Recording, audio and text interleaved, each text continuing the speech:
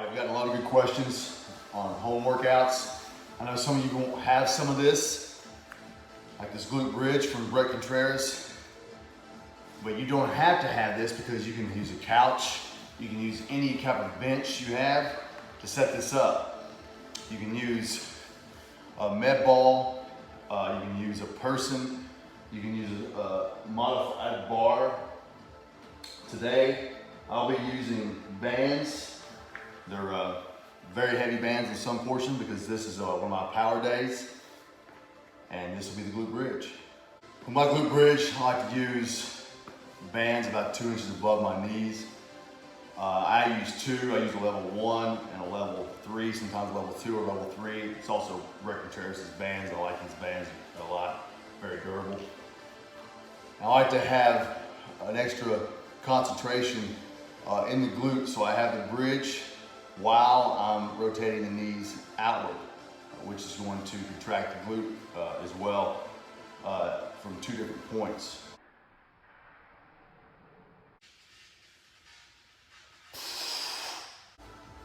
Next up is Nordic hamstring curl.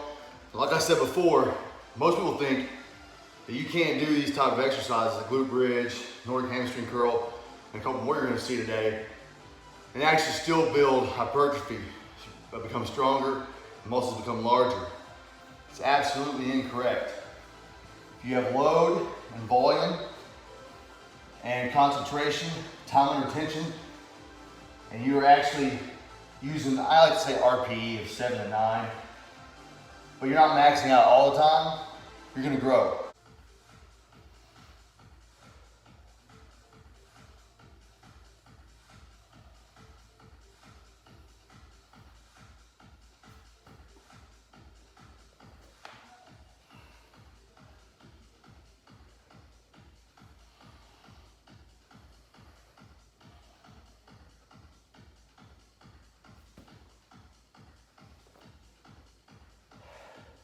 The last couple of years, I put out posts occasionally about the one-leg squat, or just doing it, demoing it, talking about it. Again, focus on the eccentric phase of it.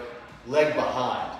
The reason I do leg behind is because it puts that concentration of the load into the quad.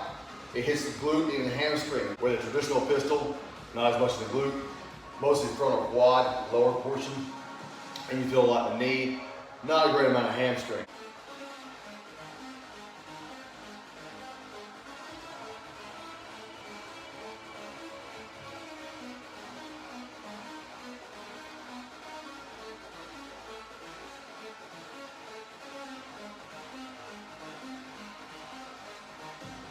It was a really interesting finding that I had coming from someone who's done Olympic lifting, powerlifting, bodybuilding, to be able to find this type of leg development just from this exercise.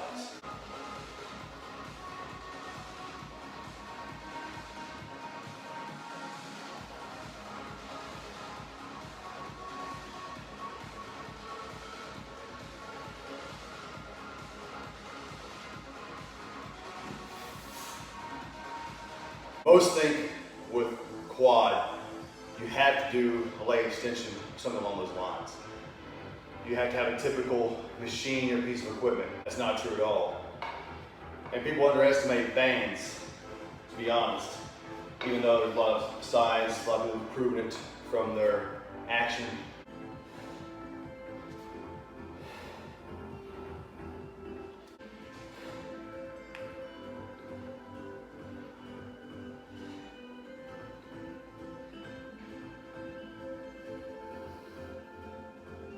Same thing for calf raise. Most think you need a huge amount of load of weight to be able to lift up.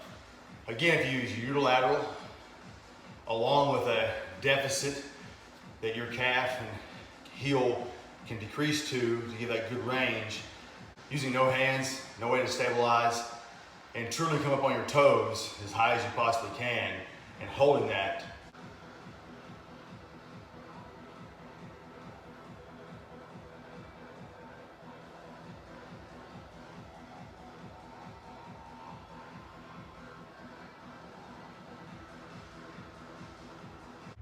Built from experience, battle proven.